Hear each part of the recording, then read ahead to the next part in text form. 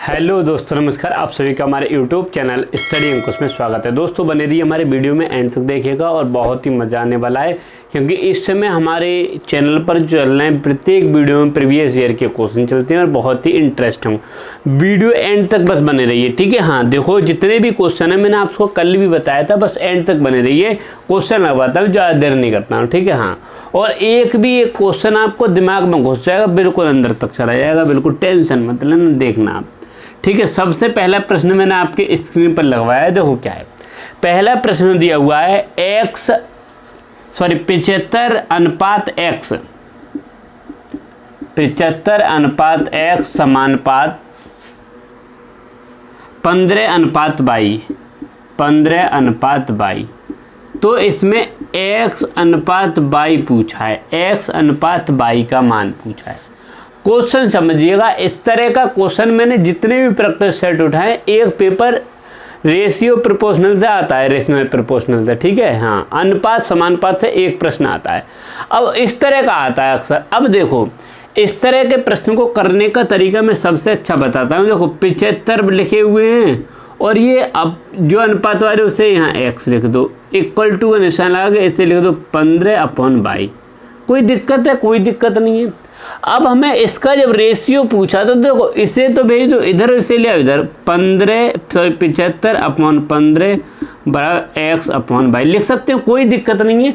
इसे इसमें परिवर्तित कर सकते हैं। इसे हमने यहाँ भेज दिया और इसे हम यहाँ ले। अब देखो 15 एकम 15, 15 पंजे 75, कितना हो गया? यानी x/y बराबर 5:1। ऑप्शन दिया है मुझे, ये बताइए 5:1। हाँ, ऑप्शन नंबर सी दिया हुआ है। बताइए आपको समझ में आया? अब आप कहोगे सर हमें शॉर्ट तरीका बताओ, तो शॉर्ट तरीका इसका कुछ नहीं है। क्या करते हैं हम, देखो इसके लिए क्या, यहीं पर आपको यहाँ काट लो पहले, ये हैं, इन्हें काट लो, तो इन दोनों को विपरीत कर देते हैं, तो इसे आगे कर देते हैं, इसे पीछे कर देते हैं, ऐसे भी हम निकाल सकते हैं, ठीक है। और सबसे अच्छा तरीका मैंने आपको बता दिया, इस तरह से प्रत्येक का जिसको अपॉन में अनुपात और समानुपात का मतलब होता है, अनुपात का मतलब होता है अपॉन में भी उसे लिख सकते हैं, ठीक है। बताइए समझ में आया? बिल्कुल समझ में आया होगा। तो दूसरा क्वेश्चन समझिए, दूसरा क्वेश्चन थोड़ा देर में समझ में आएगा, लिखवाता हूँ। दूसरा क्वेश्चन देखो किस तरह का है। हाँ बिल्कुल ठीक है। हाँ, बस एंड तक देखो, एंड तक वीडियो में बने रहिए। 5 प्रश्न आपके लिए बहुत ही लाभदायक और बहुत ही महत्वपूर्ण साबित होंगे आपके लिए। देखो क्या है दूसरा सवाल। 100 विद्यार्थियों की एक कक्षा में 50 विद्यार्थी गणित में तथा 70 विद्यार्थी अंग्रेजी में उत्तीर्ण हुए। 5 विद्यार्थी गणित तथा अंग्रेजी दोनों में अनुत्तीर्ण हुए। दोनों विषयों में उत्तीर्ण विद्यार्थी कितने हैं? दोनों विषय में उत्तीर्ण पूछ लिया उसने। अब उत्तीर्ण पूछ ली तो देखो, सबसे पहले एक गोला से ही बता सकता हूँ इसे। देखो गणित में देख लो, गणित में जो पास विद्यार्थी थे वो थे, टोटल विद्यार्थी कितने थे? 100। गणित में पास कितने थे? 50। तो फेल कितने थे? 50। तो फेल कितने थे बताओ? फेल कितने थे? तो 50 ही फेल हो गए, टोटल विद्यार्थी 50 थे। ये तो होगी बात गणित की। अब बात करते हैं अंग्रेजी की। किसकी? अंग्रेजी की। क्वेश्चन दिख जाएगा, देखिए। अब अंग्रेजी की बात करते हैं। अंग्रेजी में वो कह रहा है 70 बच्चे पास थे, तो फेल कितने हुए? 30 फेल होंगे। इसका मतलब आप समझ गए, यानी फेल विद्यार्थी। अब वो ये कह रहा है 5 विद्यार्थी जो थे वो दोनों में फेल थे। अब देखो 5 विद्यार्थी इसमें भी फेल थे और 5 अब देखो 5 विद्यार्थी इसमें भी फेल थे। अब देखो ये बताओ, तो कुल फेल विद्यार्थी, कुल फेल विद्यार्थी दोनों में, विद्यार्थी कितने हो गए? 80। ये दोनों में हो गए 80 फेल। वो कह रहा नहीं 5 दोनों में पहले से फेल थे, तो इसका मतलब 5 पहले से फेल थे, तो यानी यहाँ कितने? 5 पहले से फेल थे, तो यानी कुल थे 75 फेल। अब टोटल विद्यार्थी कितने थे? 100 थे और 75 फेल हो गए दोनों में, तो पास कितने हो गए बता दो मेरे भैया? 25 पास हो गए। 25 हो गए पास। बताओ कोई दिक्कत? कोई दिक्कत नहीं। उसने क्वेश्चन में खुद कहा है, ये कहा है 5 विद्यार्थी दोनों में, इसका मतलब 30 में 5 यहाँ भी शामिल है, यहाँ भी 5 जो थे वो शामिल थे, तो हमने 5 को घटा दिया, कितना आ गया? 25 आंसर आ जाना चाहिए। बताइए, हाँ दूसरे क्वेश्चन का आंसर 25 आ जाना चाहिए। नेक्स्ट प्रश्न देखते हैं, देखो क्या है अगला प्रश्न। इस तरह का प्रश्न भी अक्सर आता है जो मैंने अभी करा है, इस तरह का प्रश्न आता है, ठीक है, फेल पास पर आता है। अब आप गोले से करते तो गोले से कैसे करते? मान लो 2 गोले बनाते, एक गोला यहाँ बनाते और एक गोला मान लो यहाँ बनाते, ठीक है, और 3 गोले बनेंगे, दोनों में फेल, दोनों में फेल 5 थे, ये फेल हैं। गणित में फेल कितने थे? ये मान लो गणित में फेल कितने थे? 50, क्योंकि 50 पास थे तो 50 फेल होंगे। अंग्रेजी में फेल कितने थे? जब 70 पास है तो अंग्रेजी में 30। इसका मतलब अब मुझे ये बताइए 5 जो थे वो दोनों में थे, दोनों में 5 जो थे दोनों में फेल थे, तो इसमें कुल कितने फेल थे? उसमें यानी 45 और इसमें सिर्फ 25। ये आ गया हमारा 45 गणित में फेल और ये इसमें सिर्फ इसी में फेल, ये नहीं है इसमें फेल होंगे, ठीक है, अलग अलग हो गए।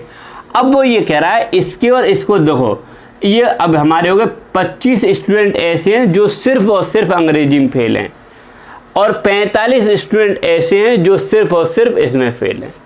अब हमसे फेल और फेल का इनका लिखा, देखो ये 45 और 25 ये हो गए और 5 ये हो गए, देखो 45 + 5 + 25, ये सिर्फ फेल आ गए और टोटल स्टूडेंट से 80। तो हमसे क्या पूछा है? देखो क्वेश्चन पूछा था दोनों विषय में उत्तीर्ण विद्यार्थी, तो देखो ये कितने हो गए? 45 और 5 कितने? 50 और 75 हो गए, 75 - 100, तो पास कितने बचे? यानी 25। ये सभी विषय में फेल हो गए, फेल वाले ये गए, ये आ गए पास। दूसरा प्रश्न हो गया तीसरा, देखो ऐसे भी आप इसे निकाल सकते थे, ठीक है। हाँ तीसरा प्रश्न देखो क्या है, तीसरा प्रश्न बहुत ही इंटरेस्टेड है। तीसरा प्रश्न है एक व्यक्ति को 10% हानि होती है जब उसने माल 153 में बेचा, उसे 20% लाभ पाने के लिए वही माल कितने में बेचना चाहिए? देखो यार 153 में कोई वस्तु जब बेची, ये विक्रय मूल्य, तो बेची तो उसे 10% की क्या हुई? हानि हुई, यानी कि 153 पे 100 की जगह बेचारे ने वो 90 की बेच दी। 153 की जो वस्तु बेची थी वो उसे 100 की बेचनी थी, लेकिन बेचारे ने 90 की बेच दी।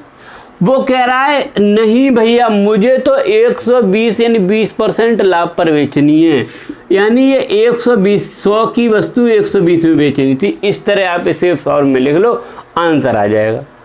दूसरा तरीका से बताऊं, देखो इससे जब आप सॉल्व करोगे तो देखो 100 से 100 कट गए, 0 से 0 कट गए और 9 से 17 9 53 और 17 दूनी 34 और 17 एकम 17 और 3 20, यानी 204 रुपये। अब दूसरा तरीका, मान लो उसने ये कहा है कि 10% की हानि पर जब कोई वस्तु बेची तो वो 153 बेची, यानी 100 की वस्तु 90 में बेची, यानी 90 वाली वस्तु 90 में जो बेची वो 153, 90 की वैल्यू कितनी हो गई? 153। वो कह रहा है नहीं 90% की वैल्यू हो गई 153। वो कह रहा है नहीं हमें तो 1% की वैल्यू है, तो आप लगा लो 153/90 और ये परसेंट चले जाएंगे ऊपर। अब उसने कहा है नहीं भैया हमें ये कितने की बेचने? 120% की। जब आप इसे 120 यानी कि 20% अब इस पर लाभ लोगे ना, इस पर जब 20% लाभ लोगे तो ये वस्तु कितनी हो जाएगी? 120/100 की। इस पर लाभ लेना, ये आ गया हमारा क्रय मूल्य। जब ये निकला है तो इस पर 20% के लाभ ले लो, तो इस तरह तो वही फॉर्म इस ये वाली बन जाएगी। देखो ये इससे ये कट गए, 0 से 0 कटे 17 और ये आ गए 204। इसे ऐसे कर सकते थे कोई देखो आपको जिस तरीके से समझ में आ जाए आप उस तरीके से प्रश्न को सॉल्व कर सकते हो, कोई दिक्कत नहीं है। अब देखो चौथा प्रश्न लिखवाते हैं, ठीक है। हाँ बस बने रहिएगा चौथे प्रश्न तक। 5 प्रश्न होते हैं, ज़्यादा समय नहीं, बस पढ़े पढ़े देखते रहा करो, मज़ा आ जाएगा एकदम, नो टेंशन हो करके।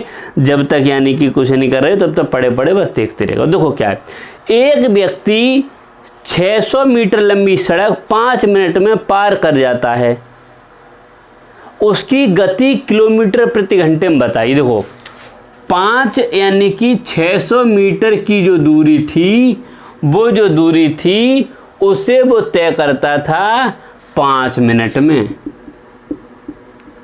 और ये मीटर में थी। ठीक है भैया, भाई मीटर में। अब हमें चाल पूछी थी, चाल बराबर होता है दूरी बटे समय। हमने दूरी 600 मीटर बटे समय, अब वो ये पूछी थी, ये पूछी उसने किलोमीटर प्रति घंटे में। निकालेंगे अभी लो, मीटर को आप मीटर में ही रहने दो, और ये मिनट को सेकंड में करोगे तो 5 गुणा 60 ऐसे कर सकते हो, कोई दिक्कत नहीं, कर सकते हो। हमने यार एक चीज़ बताई आपके लिए, इसे काट लो, 0 10 और 5 दूनी 10, ये आ गया 2 मीटर प्रति सेकंड, 2 मीटर पर सेकंड की स्पीड। अब मीटर प्रति सेकंड को किलोमीटर प्रति घंटा में चेंज करने के लिए, इसे जब किलोमीटर बराबर किलोमीटर प्रति घंटा में चेंज करने के लिए 18/5 से गुणा कर लो। कितने से? 18/5 से। हमेशा याद करो, अगर बड़े में चेंज करना है तो बड़े से गुणा ऊपर रख लो बड़े गुणा। अब देखो 18 दूनी 36/5, 5 सत्ते 35 बचा 1 और 5 दूनी 10, यानी कि 7.2 किलोमीटर प्रति आवर। बताओ कोई दिक्कत? कोई दिक्कत ही नहीं। अब आप कह रहे इसका शॉर्ट फॉर्म होता, सभी का शॉर्ट फॉर्म मिलता है, लेकिन देखो आपको जब मैथ आ जाएगी तब शॉर्ट फॉर्म कुछ नहीं थी, 600 बटे ये आप डायरेक्ट लिखते 5 गुणा 60, इससे ये काट के डायरेक्ट आ जाता है यहाँ 2 और 18/5 और 36 यानी 7.2, यही निकाल सकते थे। लेकिन आपको यार बताना भी तो है कि किस तरह से प्रश्न हुआ है। ठीक है, अब नेक्स्ट प्रश्न देख लो। इसी तरह का एक और अगला प्रश्न है, देखो कैसा है, और मज़ा आ जाए तो ज़रूर यार अंत में अपना यानी कि वो जरूर प्रतिक्रिया जरूर दे के जाना अपनी। ठीक है, हाँ, जैसी भी प्रतिक्रिया हो आप उसका फीडबैक जरूर देना अंत में जाकर। देखो क्या है, अगला प्रश्न है, एक 280 मीटर लंबी ट्रेन 63 किलोमीटर प्रति घंटा की चाल से एक खंबे को कितने समय में पार कर लेगी। देखो कितनी लंबी, यानी देखो हमने एक वही समय यानी कि चाल बराबर होती है, एक फॉर्मूला सिर्फ देखो दूरी बटे समय। आप इस फार्मूले को याद कर लो, इससे चाल समय दूरी रेलगाड़ी फिलगाड़ी जितना भी है सब निकल जाता है, नाव धारा भी इससे निकलती है। जब आपने ये फॉर्मूला याद कर लिया, आपको कोई जरूर नहीं, उसने पूछा है समय, तो आप यहाँ लिख लोगे समय बराबर दूरी बटे चाल, बस, और आंसर यूँ आएगा। अब देखो दूरी दी कितनी है, 280 मीटर लंबी रेलगाड़ी की दूरी सही। अब मेरी बात सुन लो, मान लो ये यहाँ खंबा है, अब रेलगाड़ी मान लो यहाँ से इधर हो गई, तो रेलगाड़ी कितनी दूरी पार करेगी तब खंबा पार होगा, यानी अपनी दूरी जब पार करेगी तभी तो खंबा पार होगा। तो जितनी उसकी रेलगाड़ी की लंबाई है वही इसकी दूरी हो जाएगी। उसने कहा है ये जो दूरी है वो मीटर में है, 63 किलोमीटर, यानी 63 किलोमीटर प्रति घंटा की रफ्तार से तय कर रही है। 63, अब देखो इस 63 किलोमीटर प्रति घंटा, इसे देखो मैंने बताया जब इस किलोमीटर प्रति घंटा को आप सेकंड में चेंज करोगे मीटर प्रति सेकंड में, तो क्या करते हैं 5/18 से गुणा करते हैं। मैंने आपको बताया जब बड़े से छोटे से बड़े में लिखेंगे तो ऊपर बड़ी संख्या, जब बड़े से छोटे में लाएंगे तो नीचे ऊपर छोटी संख्या। तो हम बड़े से छोटे में ला रहे हैं तो ऊपर लाओ 5 और नीचे ले आओ यानी कि 18, और ये हमारी क्या हो गई, ये अब ये किलोमीटर प्रति घंटा वाली दूरी ये मीटर प्रति सेकंड में हो गई।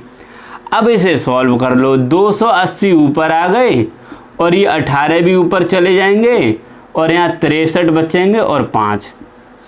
देखो 9 दूनी 18 और 9 सत्ते 63, 7 चौक 28 और 5 अट्ठे 40 और 8 दूनी 16 और ये सेकंड, यानी हमसे क्या पूछी थी, सिर्फ हमसे समय, तो 16 सेकंड इसका आंसर आ जाए। आपको ये चीज़ आनी है, अगर आपको मैथ सीखनी है और मैथ में कुछ करना है, ज़बरदस्त करके मैथ का परफॉर्मेंस करना है, अच्छी तरह से मैथ करनी है, तो आपको पूरी मैथ में कुछ नहीं करना है, सिर्फ एक ही चीज़ करनी है, कैलकुलेशन। जिस दिन आपको अच्छी कैलकुलेशन आ गई, अच्छी तरह से आप कैलकुलेशन करना सीख गए, आपको मैथ में कुछ नहीं करना है, आपको तो सिर्फ रास्ता बता दिया जाएगा। आप इस तरह से जब आप चलना सीख जाओगे तो रास्ता बताएंगे, आप खुद चले जाओगे। तो बताइए, वीडियो में क्वेश्चन 5 थे, बहुत ज़बरदस्त अच्छे लगे हो, जरूर अपना फीडबैक दे जाइए और नेक्स्ट वीडियो में मिलते हैं। जैसा भी आप बताएंगे उस तरह की आपको वीडियो, उस तरह के मैं प्रश्न कराऊंगा, जरूर बताइए। प्रत्येक स्टूडेंट कमेंट करके जरूर जाएगा। मिलते हैं नेक्स्ट वीडियो में। जय